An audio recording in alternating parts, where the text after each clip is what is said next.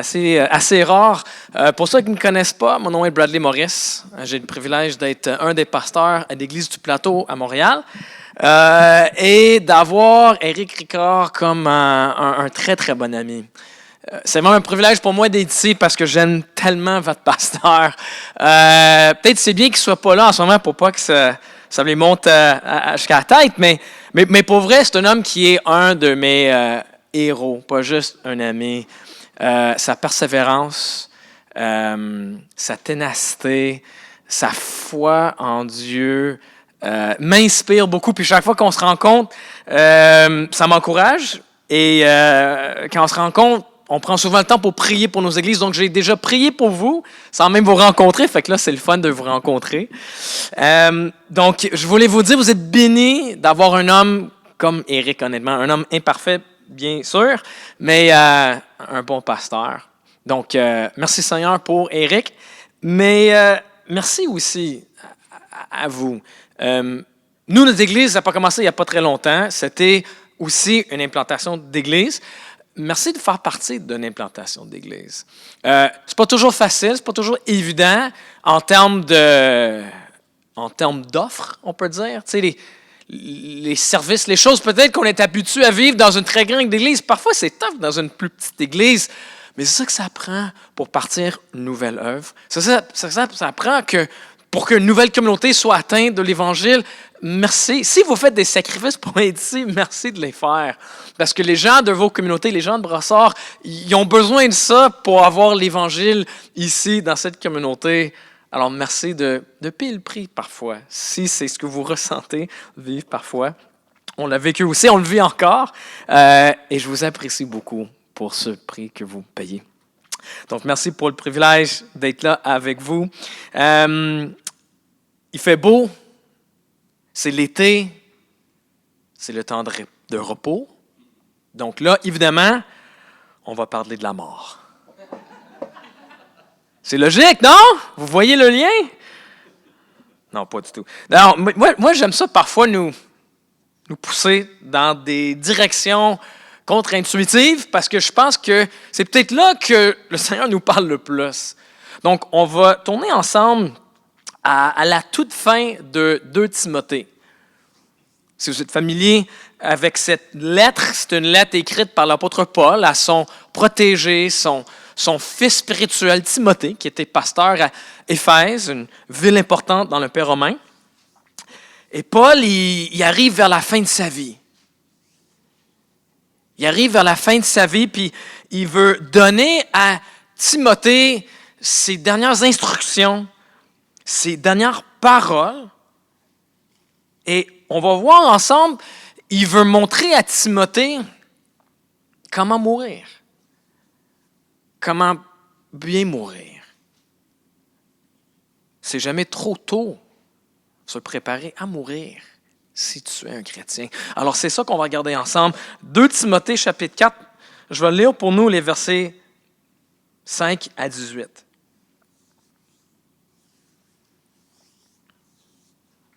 Si vous avez votre Bible, vous pouvez suivre avec moi. 2 Timothée 4, 5 à 18. Mais toi, sois sobre en tout. Supporte les souffrances, accomplis la tâche d'un évangéliste, remplis bien ton ministère. Pour ma part, en effet, je suis déjà comme sacrifié et le moment de mon départ approche. J'ai combattu le bon combat. J'ai terminé la course. J'ai gardé la foi. Désormais, la couronne de justice m'est réservée. Le Seigneur, le juste juge, me la remettra ce jour-là. Et non seulement à moi, mais aussi à tous ceux qui auront attendu avec amour sa venue. Tâche de me rejoindre au plus vite, car Démas m'a abandonné par amour pour le monde présent. Il est parti pour Thessalonique, tandis que Crescent est allé en Galatie et Tite en Dalmatie. Luc seul est avec moi. Prends Marc et amène-le avec toi, car il m'est utile pour le ministère. Par ailleurs, j'ai envoyé Tychik à Éphèse. Quand tu viendras, rapporte-moi le manteau que j'ai laissé à Troas chez Carpus et les livres, surtout les parchemins. Alexandre, le forgeron, m'a fait beaucoup de mal. Le Seigneur le traitera conformément à ses actes. Méfie-toi aussi de lui, car il s'est fortement opposé à nos paroles. La première fois que j'ai présenté ma défense, personne ne m'a soutenu. Tous m'ont au contraire abandonné. Qu'il ne leur en soit pas tenu compte. C'est le Seigneur qui m'a soutenu et fortifié afin que par mon intermédiaire, le message soit pleinement proclamé et entendu de toutes les nations. C'est ainsi que j'ai été délivré de la gueule du lion. Le Seigneur me délivrera de toute œuvre mauvaise et me sauvera pour me faire entrer dans son royaume céleste. À lui soit la gloire au siècle des siècles.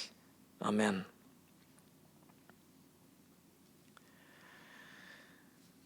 Si vous êtes chrétien depuis un petit bout, vous savez probablement comment quelqu'un débute la vie chrétienne. C'est lorsque, par la grâce de Dieu, on comprend la gravité de nos péchés contre un roi bon, bienveillant et parfait, et qu'on réalise qu'on doit se repentir, se tourner de ces choses-là et placer notre foi en Jésus-Christ pour le salut de notre âme et pour vivre avec lui pour toujours. Vous savez comment on débute la vie chrétienne, mais est-ce qu'on sait comment on la termine? Est-ce qu'on sait comment on termine bien la vie chrétienne? Bien, c'est ça que Paul veut nous montrer ici. C'est ce qu'il veut montrer à Timothée. Il veut donner un exemple de comment bien terminer la vie. Donc, on va voir ensemble 3 choses dans les instructions, l'exemple que Paul donne à Timothée. On va voir que Paul, premièrement, a continué à courir jusqu'à la fin. Deuxièmement, on va voir qu'il a gardé son focus sur le monde à venir. Et dernièrement, on va voir qu'il a terminé sa vie sans amertume. Donc, il a continué à courir jusqu'à la fin. Il a gardé son focus sur le monde à venir. Et dernièrement, il a terminé sa vie sans amertume. On va regarder ces 3 choses ensemble. Que Dieu nous éclaire pendant qu'on le fait prier ensemble. Père éternel, sans la puissance de ton esprit, ce qu'on va entendre, ce qu'on va chanter, ce qu'on va prier ce matin, ça va être juste des paroles, mais c'est la dernière chose qu'on veut. On veut que ça soit des paroles qui nous transforment, des paroles qui élèvent nos yeux, nos pensées vers Christ, le seul qui peut réellement nous satisfaire. Alors ouvre nos yeux, nos oreilles, nos cœurs, afin que ta parole fasse son travail dans nos vies. On prie ça dans ton nom précieux. Amen. Donc, premièrement, Paul nous donne l'exemple de quelqu'un qui a continué à courir jusqu'à la toute fin de sa vie. Regardons ensemble les versets 6 et 7. Paul, il est, comme j'ai déjà dit, à la porte de la mort. Et il décrit sa mort imminente comme un sacrifice donné à Dieu, un sacrifice qui lui a rapporté beaucoup de joie et qui a donné beaucoup de gloire à Dieu. Et qu'est-ce que Paul est en train de faire jusqu'au dernier moment de sa vie? Il est en train de combattre et courir jusqu'à la toute fin de sa vie. Si vous êtes familier avec ces métaphores-là, elles reviennent souvent dans les écrits de Paul. Le bon combat, c'est la lutte que le chrétien mène contre le péché. Et la course, dans le fond, c'est la mission de la vie chrétienne. C'est-à-dire de connaître Dieu et de le faire connaître aux autres. C'est ça la course, c'est ce qu'on veut dire par la course. Et donc Paul, il dit, jusqu'à la toute fin de ma vie, je suis encore en train de combattre, je suis encore en train de courir. Et voici la raison pour laquelle c'est important pour nous. Paul, ici, il a rendu à peu près 60 ans. Et pour le premier siècle, c'est quand même un homme très avancé en âge, mais surtout parce que c'est quelqu'un qui a vécu beaucoup de souffrances physiques, beaucoup de douleurs physiques. Donc, Paul, il est magané, il est blessé, il est très, très ralenti probablement dans ce qu'il faisait dans la vie. Il y avait probablement beaucoup de choses qu'il ne pouvait plus faire. Tu sais, à l'époque, il fabriquait des tentes. Peut-être qu'il n'était plus capable de fabriquer des tentes. Mais même rendu à la toute fin, il a continué à courir la course. Il a continué sa mission de connaître Dieu et de le faire connaître jusqu'à la toute fin. C'est seulement lorsqu'il se prépare à rendre son dernier souffle qui dit, là, j'ai terminé ma course. Là, c'est fini. Voici le point que je pense qu'on a besoin de retirer ici de ça.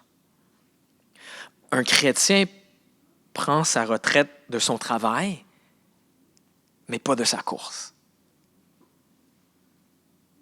Tiens, je vous regarde en ce moment, vous êtes pas mal comme notre Église. On va dire majoritairement jeune, à interpréter comme vous voulez. Mais en général, dans notre Église, comme ici, peu de monde sont dans la retraite ou s'approchent de la retraite.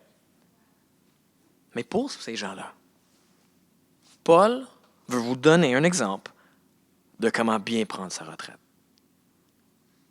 La retraite est merveilleuse. C'est super de pouvoir arrêter de travailler, mais faites attention, Paul dit ici, de ne pas aussi arrêter ta course. Un chrétien prend sa retraite de son travail, mais pas de la formation de disciples. Un chrétien prend sa retraite de son travail, mais pas de son mandat de prendre soin de ses frères et sœurs dans la foi. Tu sais, c'est facile d'avoir une vision utopique de la retraite. Tu sais, on dit, enfin, j'ai le temps nécessaire pour m'occuper de mes projets, mes loisirs, prendre soin de mes petits-enfants. Et oui, c'est bien le repos. La Bible est très pro-repos. Mais Paul dit ici, par son exemple, faites attention de ne pas gaspiller votre retraite sur des petites choses insignifiantes. Faites attention de ne pas arrêter de courir la course. Suis mon exemple. Garde Dieu et sa mission comme le focus de ta vie jusqu'à la fin. Connaître Dieu et le faire connaître, c'est ton focus avant ta retraite. Garde-les comme ton focus après ta retraite. Moi, j'aime beaucoup lire. Mais ce qui a changé ma vie plus que les livres que j'ai lus, c'est en fait les phrases que j'ai lues. Il y a même des livres que j'ai lus, je ne me rappelle même pas de ce qui était dedans, mais il y a des phrases qui restent avec nous tous nos jours. Et là, il y en a une qui a transformé ma vie, que j'ai lue quand j'étais jeune chrétien, j'avais 22 ans, je venais de découvrir Jésus, puis j'ai lu un livre écrit par un pasteur du nom de John Piper. Le titre est « Si je ne gâchais pas ma vie ». Ce livre a chamboulé ma vie. Puis à un moment donné, dans le début de ce livre, il raconte une histoire, pour ceux ou celles qui la connaissent, qui est très intense. Si vous n'appréciez pas son approche que je vais vous lire, c'est pas moi qui l'ai dit. Mais si vous n'appréciez pas son approche, au moins, essayez de voir ce qu'il veut dire par ça. Voici ce que John Piper dit dans son livre « Et si je ne gâchais pas ma vie » vers le début. Il raconte ce que lui considère une tragédie. Il dit, je vais vous dire ce que je considère comme une tragédie. Je vais vous montrer comment vous pouvez gâcher votre vie. Je lisais dernièrement dans le Reader's Digest d'un couple qui avait pris sa retraite 5 ans plus tôt. La dame était alors âgée de 51 ans, l'homme de 59 ans. Ils avaient décidé de partir vivre à Punta Gorda en Floride et passer leur temps à partir en croisière sur leur bateau de 15 mètres à faire du sport et à compléter leur collection de coquillages. Quelle tragédie! Parvenir à la fin de votre existence, de votre unique et précieuse existence offerte par Dieu, et considérer que votre ultime grande œuvre, celle qui précède immédiatement votre comparution devant le Créateur pour lui rendre des comptes, doit consister à faire du sport et à ramasser des coquillages. Et là, il dit la phrase qui m'a chamboulé la vie. Il dit, imaginez ces deux personnes devant Christ lors du grand jour du jugement. Regarde, Seigneur, regarde mes coquillages. Ça, c'est une tragédie. Et de nos jours, certains investissent des fortunes pour nous persuader d'embrasser ce rêve tragique. Je proteste avec toute mon énergie contre cette propagande. Ne les croyez pas, ne gâchez pas votre vie. Je me souviens où j'étais quand j'ai lu ça. J'étais sur mon lit, chez mon père, après le divorce de mes parents. Ma vie était à l'envers, mais je venais de me convertir. Et à ce moment-là, j'aimais Jésus, mais Jésus n'avait pas trop affecté mes plans, disons. Mais là, j'ai lu ça. J'ai lu ce livre. Puis à un moment donné, je me suis mis à dire, pour quelle chose vais-je vivre? Pour quelle cause vais-je vivre? Ça, c'est un défi pour chacun de nous. qu'on soit proche de la retraite ou non. Peut-être pour reprendre les mots de Jésus que certains d'entre nous connaissent très bien, allons-nous amasser des trésors sur la terre ou dans le ciel? C'est ça la question. Qu'on soit proche de la retraite ou non, c'est ça la question la plus importante. Si tu es chrétien ici ce matin. Selon notre culture, une vie réussie est celle où on a amassé les trésors les plus importants. Bon job, grande maison, l'autonomie financière pour nous, pour nos enfants, plein de temps libre pour nos loisirs. Ça, c'est le trésor le plus important. Mais si tu es un chrétien, Jésus voudrait te faire imaginer être rendu à la fin de ta vie ayant amassé un autre type de trésor. Un trésor qui consiste de tous les gens qui sont devenus chrétiens parce que tu leur as parlé de Jésus. Un trésor qui consiste de tous les frères et sœurs que tu as encouragés et soutenus quand leur foi était faible et qui marchent encore avec Dieu à cause de ce que vous avez dit à ces gens. D'imaginer tous les gens qu'on a rencontrés régulièrement pour lire la Bible avec eux, pour leur apprendre comment obéir à Jésus, qui sont devenus des chrétiens matures et qui par la suite ont fait la même chose avec d'autres, qui ont par la suite fait la même chose avec d'autres, pour que rendu à la fin de ta vie, il y a des centaines et des centaines de personnes qui par ton petit ministère ont appris à aimer et à obéir à Jésus. Ça, c'est le vrai trésor. Ça, c'est le vrai trésor et le seul trésor qui dure éternellement. Et donc, si vous êtes à l'âge de la retraite ou proche de l'âge de la retraite, vous avez donné à vous des choses incroyables que vous pouvez mettre au profit des gens pour avoir ce genre d'impact. Vous avez le temps, pour une fois, pour investir dans la vie des gens. Vous avez une sagesse qu'on n'a pas quand on est plus jeune. Vous avez vécu des expériences qui peuvent aider dans votre formation de disciples dans l'Église. Il est même possible que votre ministère à l'âge d'or soit la période la plus efficace qui porte le plus de fruits que dans le reste de votre vie. Donc, Paul il dit, oui, prends ta retraite, mais prends pas ta retraite de la course. Continue à courir comme j'ai fait. Deuxièmement, Paul a aussi gardé son focus sur le monde à venir. On continue dans cet extrait. Et là, rendu au verset 10, Paul introduit un sujet triste. Il mentionne quelqu'un qui n'a pas continué de combattre. Il mentionne quelqu'un qui n'a pas continué de courir.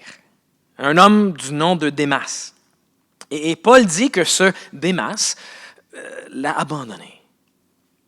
On ne sait pas exactement ce que Démas a fait. Est-ce qu'il a quitté le ministère? Est-ce qu'il a quitté la foi? On ne sait pas. Mais de toute façon, ce n'est pas bien ce qui est arrivé. Paul ne dit pas qu'ils ont choisi ensemble de se séparer. Non, il dit « il m'a abandonné ». C'est gros. T'sais, Démas, il n'est pas sur une bonne voie. Il abandonne Paul. Il abandonne peut-être même Dieu, on ne sait pas. Et là, il part pour Thessalonique.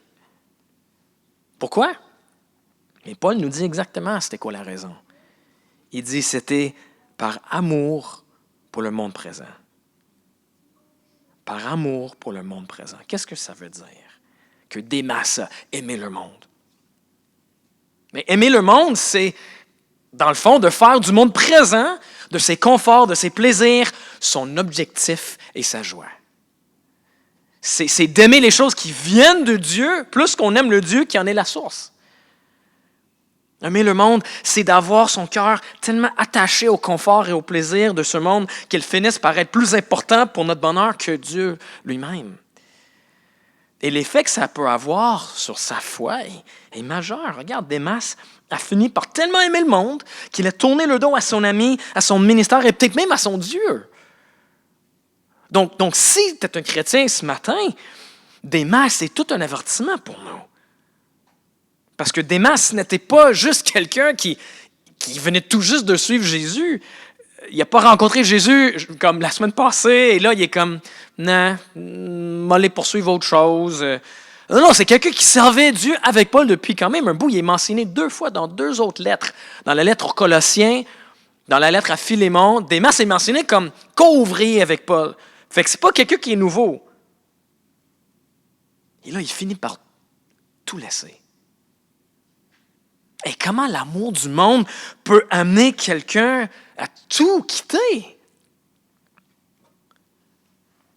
Mais je pense graduellement et imperceptiblement. Je pense que c'est comme ça que ça fonctionne. Et là, si c'était un danger pour un chrétien à l'époque de Paul, bien là, combien de plus, frères et sœurs, c'est un danger pour nous qui vivons à l'ère le plus prospère de l'histoire de l'humanité, avec un éventail vertigineux de confort et de plaisir à notre disposition 24h/24. Et Démas nous montre qu'on ne peut pas aimer le monde et servir Dieu. OK, donc on fait quoi? On fuit le monde, on embarque dans des monastères? Non. Non, parce que la vision biblique des choses matérielles, des conforts et le plaisir du monde est plus nuancée que ça. Quand on lit toute la Bible, on découvre que l'approche de quelqu'un qui suit Jésus par rapport au confort et le plaisir du monde est plus nuancée. On devrait faire deux choses à la fois. On devrait recevoir ces choses comme un don de Dieu, mais aussi les recevoir avec une certaine méfiance, sachant qu'ils peuvent réaliser Dieu pour les affections de notre cœur. Et que si on ne fait rien, ça peut même nous amener loin de Dieu. Donc, on reçoit une bourse à l'école, on reçoit une nouvelle voiture, une nouvelle maison, et on dit « Merci Seigneur, tu es tellement généreux envers moi que cette chose-là ne soit jamais une pierre d'achoppement pour ma foi, que j'arrive jamais à aimer cette chose plus que toi. Que cette chose ne soit jamais nécessaire pour mon bonheur plus que toi. » Savez-vous quoi? Ça, c'est une des raisons pour laquelle Dieu nous dit, que Dieu dit à son peuple de donner de leur argent. Parce qu'en limitant notre capacité d'acquérir plus de choses dans le monde, ça va nous empêcher de ne pas l'aimer. Donc, plus on donne de notre argent pour soutenir des missionnaires, pour soutenir notre église locale, pour prendre soin des pauvres, plus on va protéger son cœur de trop aimer le monde. Donc, je pense que Paul nous donne ici des rappels pratiques, mais honnêtement, quand on parle du cœur, c'est pas assez. T'sais, on parle d'aimer le monde. Comment est-ce qu'on fait arrêter son cœur d'aimer quelque chose? Bien, la réponse de Paul ultime, c'est seulement lorsqu'on arrive à aimer quelque chose de meilleur, quelque chose de plus grand. Vous avez peut-être remarqué dans les versets 8 et 10, il y a peut-être un espèce de contraste que Paul fait. Dans le verset 10, il parle de Démas qui a aimé le monde présent, mais le verset 8, Paul fait un contraste quand lui, il parle de ceux qui aiment, qui attendent avec amour la venue de Jésus. Il semble faire un contraste où il dit « Démas aimait le monde présent, mais moi, je mettais mon focus sur le monde à venir. » Et il parle de ce qui lui attend à l'avenir. Paul, il dit « Moi, ce qui m'aide à ne pas aimer le monde, c'est que j'ai quelque chose de meilleur qui s'en vient. » Au verset 8, il dit « La couronne de justice m'est réservée. » Et Paul parle ici de récompense que Dieu donne à son peuple fidèle.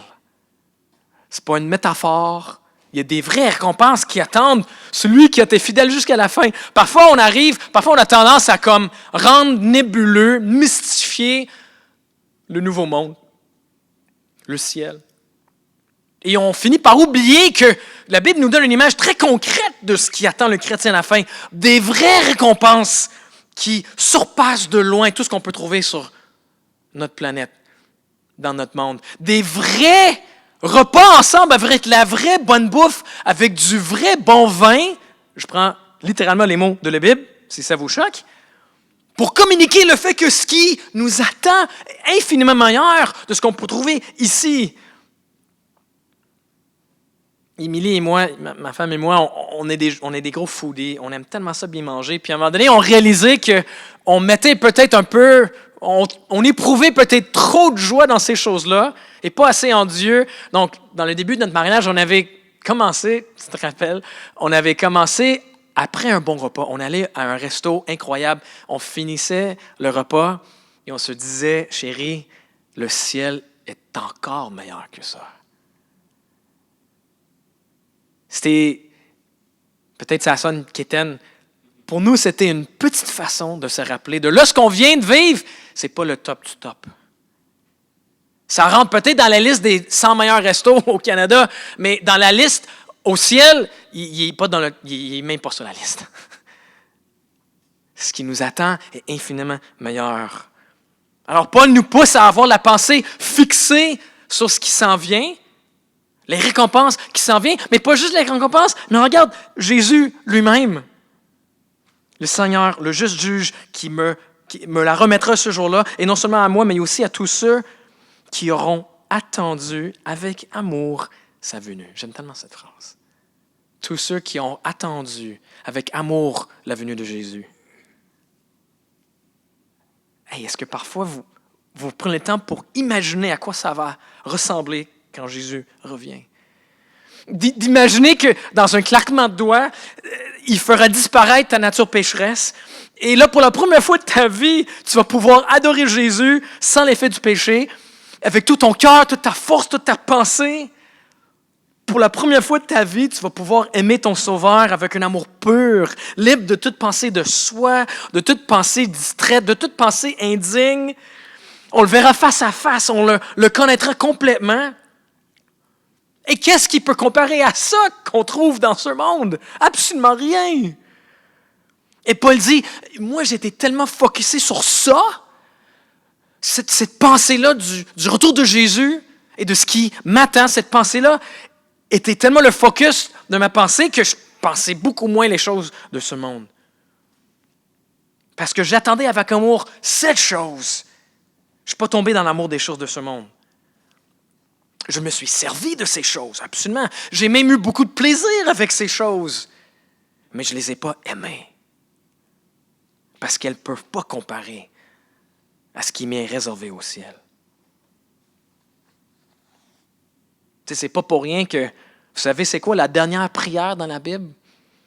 La dernière prière dans la Bible, c'est « Viens, Seigneur Jésus ». Et celui qui prie régulièrement « Viens, Seigneur Jésus », va se retrouver à voir des choses du monde comme Paul les voyait, avec une saine indifférence. Non, il ne va pas aller vivre en monastère. Non, mais il va voir les choses du monde avec une saine indifférence. Il va les voir comme étant utiles, agréables, belles, mais temporaires. Il ne va pas se retrouver obsédé de tout accumuler, de tout essayer. J'ai besoin d'avoir ça, j'ai besoin de faire ça. Non, parce qu'il va être en train d'attendre avec amour la venue du plus grand trésor imaginable. Non, parce que Paul avait la pensée au ciel, il a pu vivre une saine indifférence avec les choses de la terre. Mais dernièrement, et peut-être le plus incroyable, c'est que Paul a terminé sa vie sans amertume. Et je dis c'est peut-être le plus incroyable parce que dans mon ministère, je rencontre beaucoup de personnes âgées dans mon quartier à Montréal. Beaucoup. Et qui ne font pas nécessairement partie de l'Église. Et une chose que j'ai remarqué, c'est que ça arrive souvent, très souvent, d'arriver à la fin de notre vie complètement remplis d'amertume. Des gens qui nous ont blessés quand on était plus jeunes, cette personne-là qui nous a abandonnés, cette chose qui nous est arrivée, et on est complètement remplis d'amertume. Mais regarde Paul ici. On ne voit pas la moindre trace d'amertume, malgré le fait que, selon ce qui est écrit, il y avait pas mal de raisons d'être amer rendu à la fin de sa vie. Tu sais, il les mentionne, le verset 14, il dit « Alexandre le forgeron m'a fait beaucoup de mal. » On ne sait pas ce qu'il lui a fait, mais ça l'a beaucoup blessé. Ça a causé beaucoup de problèmes pour Paul.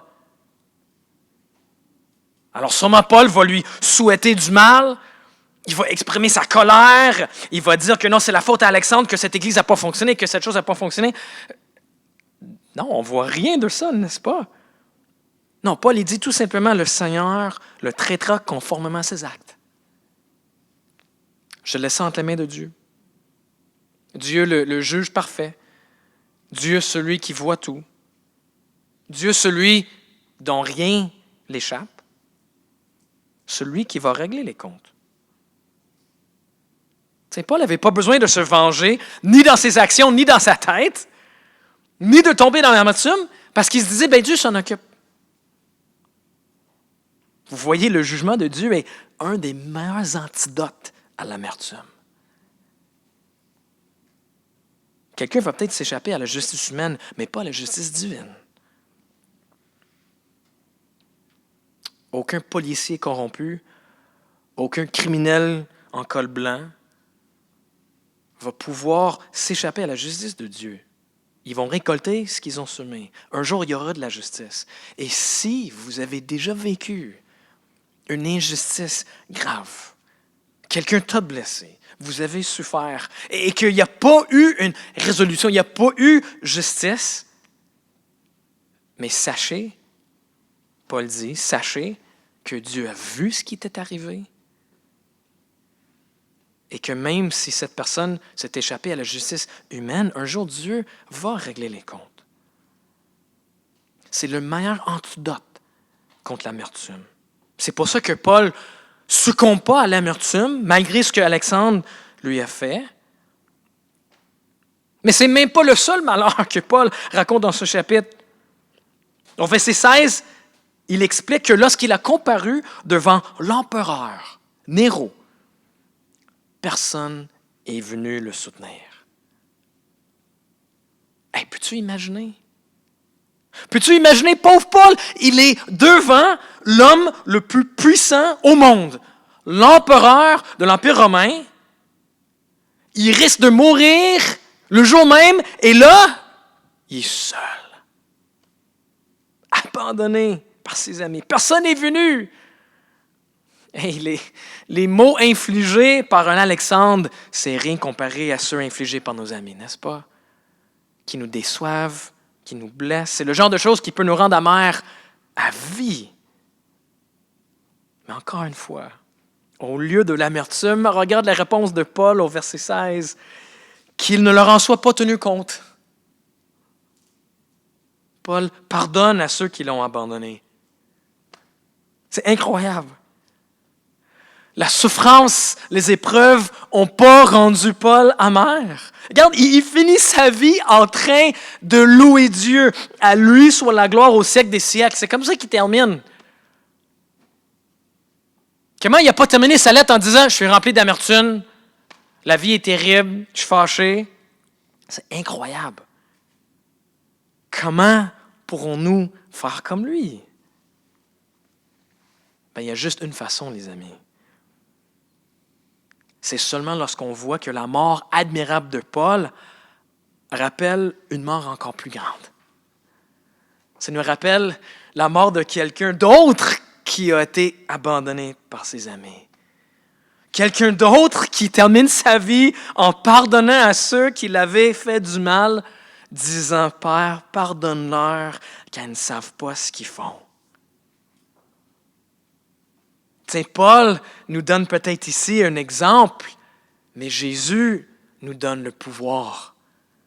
Parce que c'est dans la mort de Jésus-Christ qu'on retrouve la puissance pour courir la course jusqu'à la fin. La puissance pour ne pas aimer le monde, la puissance pour pardonner à ceux qui nous abandonnent ou qui nous blessent. Le point de ce texte, ce n'est pas d'essayer d'être comme Paul. Le point de ce texte, c'est que Jésus a la puissance pour nous transformer, pour qu'on devienne comme Paul. Alors, allons-y à lui. Allons-y à celui qui a fait de Paul quelqu'un comme ça, pour qu'on puisse être le même. De fixer notre regard quotidiennement sur cette personne, de venir à lui quotidiennement pour lui demander de nous faire comme lui. C'est pour ça que ce passage n'est pas un fardeau lourd. C'est une inspiration parce que ça nous pousse et ça nous promet qu'on peut vivre ce que Paul a vécu. Donc, demandons-lui de le faire pour nous. Pour qu'on puisse, comme Paul, pas juste bien débuter la vie chrétienne, mais bien aussi la finir. Prions ensemble.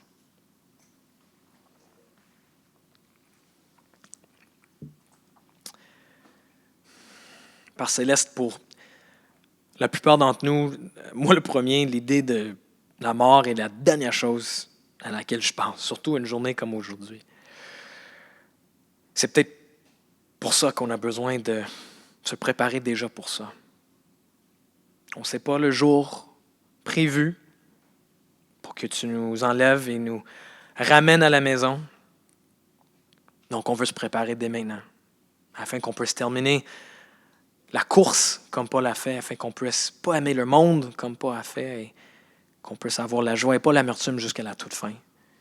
On te demande, Seigneur Jésus, de faire ça en nous, de faire en sorte que nos cœurs, nos pensées soient tellement remplis de toi, nos regards tellement fixés sur toi, que ce travail soit fait dans nos vies, pour ta gloire, pour notre joie, et pour donner un exemple aussi à tous ceux qui nous entourent, pour leur montrer la beauté de même la fin de la vie et à quoi ça peut ressembler. Fais-nous, Seigneur, on te prie, dans le nom de Jésus. Amen.